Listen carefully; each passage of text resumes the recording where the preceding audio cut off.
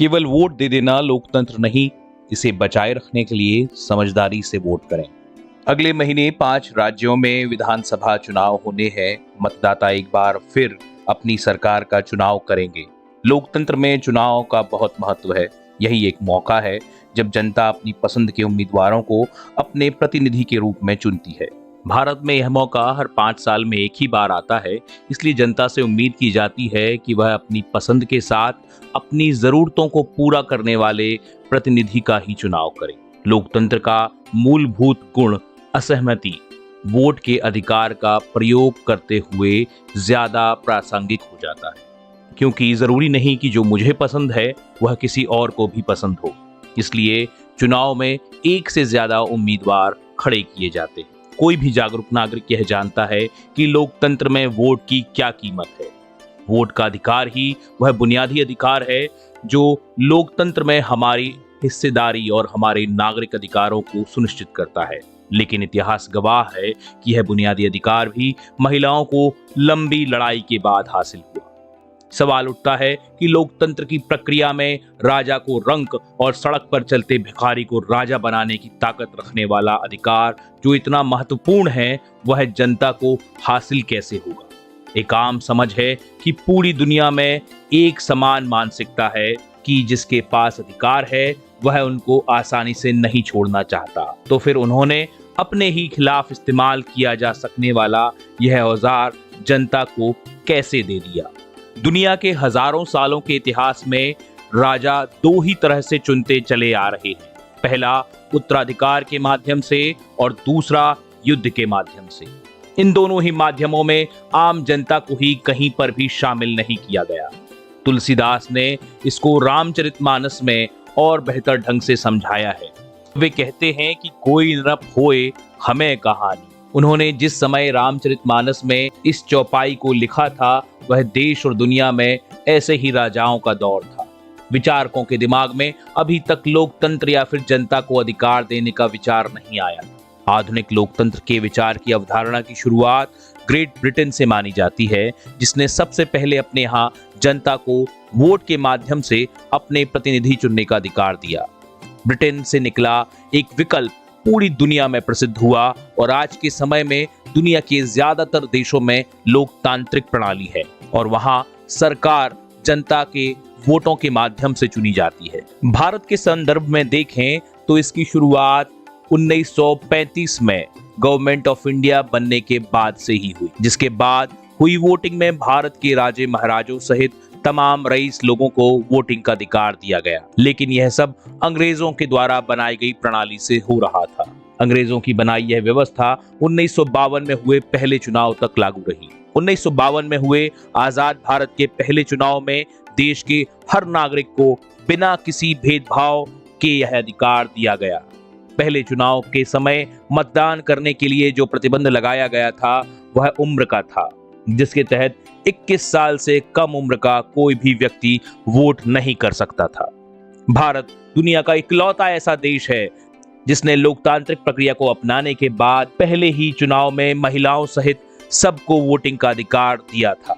भारत के मामले में यह बात इसलिए भी और खास हो जाती है कि भारत को 1947 में ही अंग्रेजों की गुलामी से आजादी मिली थी, जबकि दुनिया के बड़े लोकतांत्रिक देशों जैसे अमेरिका और खुद ब्रिटेन में वोट के अधिकार को हासिल करने के लिए महिलाओं को और विशेषकर अश्वेत लोगों को इसके लिए लंबा संघर्ष करना पड़ा। का अधिकार जितना महत्वपूर्ण है उससे ज्यादा महत्वपूर्ण है उसका सही ढंग से प्रयोग किया जाना। लेकिन भारत के इतिहास में तमाम तरह से इसके दुरुपयोग के उदाहरण भरे पड़े हैं, जो बताते हैं कि अभी भी इसमें सुधार की गुंजाइश है। इसका दुरुपयोग करने वाले कारणों की पड़ताल करने पर पता चलता है कि इसमें सबसे ज्यादा योगदान उन राजनीतिक दलों का है जो इसका पालन करने वाली महत्वपूर्ण इकाई है। इसको ऐसे भी समझा जा सकता है कि जनता अपने प्रतिनिधि का चुनाव वोटिंग के माध्यम से करती है, लेकिन जनता का प्रतिनिधित्व कौन करेगा यह राजनीतिक दल तय करते हैं। ऐसा इसलिए किया जाता है कि संविधान द्वारा एक विधायिका और कार्यपालिका का प्रावधान किया गया है। इसके लिए जरूरी है कि कार्यपालिका के गठन के लिए जनता के प्रतिनिधि और महिलाओं को, अश्वेतों को खासा संघर्ष करना पड़ा। वोट का अधिकार जितना महत्वपूर्ण है उससे ज्यादा महत्वपूर्ण है उसका सही ढंग से प्रयोग किया जाना। लेकिन भारत के इतिहास में तमाम तरह के ऐसे उदाहरण भरे पड़े हैं जो बताते हैं कि अभी भी इसमें सुधार की गुंजाइश है। इसका दुरुपयोग करने वाले कारणों की पड़ताल करने पर पता चलता है कि इसमें सबसे ज्यादा योगदान उन्हीं राजनीतिक दलों का है जिन पर इसका पालन करने की महत्वपूर्ण जिम्मेदारी है। इसे ऐसे भी समझा जा सकता है कि जनता अपने प्रतिनिधियों का चुनाव वोटिंग के माध्यम से करती है, लेकिन जनता का प्रतिनिधित्व कौन करेगा यह राजनीतिक दल तय करते हैं। ऐसा इसलिए किया जाता है कि संविधान के द्वारा एक विधायिका और कार्यपालिका का प्रावधान है। इसके लिए जरूरी है कि कार्यपालिका के गठन के लिए जनता के प्रतिनिधियों की निश्चित संख्या हो। यहीं से शुरुआत होती है वोटिंग के अधिकार के दुरुपयोग की, क्योंकि हर राजनीतिक दल चाहता है कि ज्यादा से ज्यादा उसके प्रतिनिधि चुने जाएं, जिससे कि वह अपने अपने लोगों को एक साथ जुटाकर कार्यपालिका का गठन कर सके। इसके लिए वह शुरुआत से ऐसी प्रक्रिया का पालन करता है जिससे जनता के वोट देने के अधिकार को प्रभावित कर सके। ऐसा करते हुए वह जाति, धर्म, संप्रदाय, गुंडागर्दी करने वाले और इस सबसे ज्यादा पैसे वाले लोगों को अपना उम्मीदवार बनाता है। यहीं से शुरू होता है वोट को प्रभावित करने का खेल, जो लोकतंत्र के असली मकसद को खत्म कर रहा है।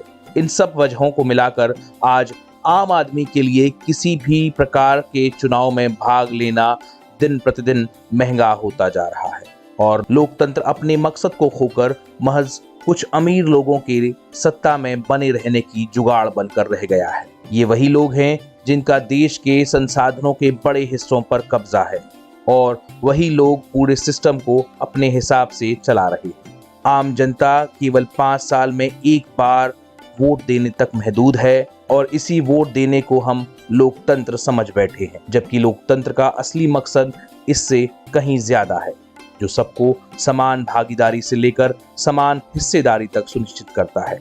दोस्तों, आपको क्या लगता है, भारत में लोकतांत्रिक प्रणाली अपने सही मायनों में काम कर रही है? संविधान द्वारा जनता को दिए गए सभी अधिकार हासिल हैं?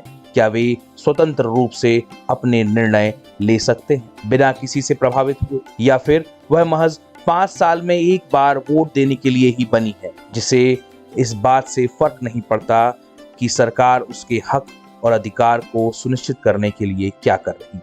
इस मसले पर आप अपनी राय रिकॉर्ड करें ग्रामवाणी पर, अपने फोन से 3 नंबर का बटन दबाकर या फिर ऐप के माध्यम से।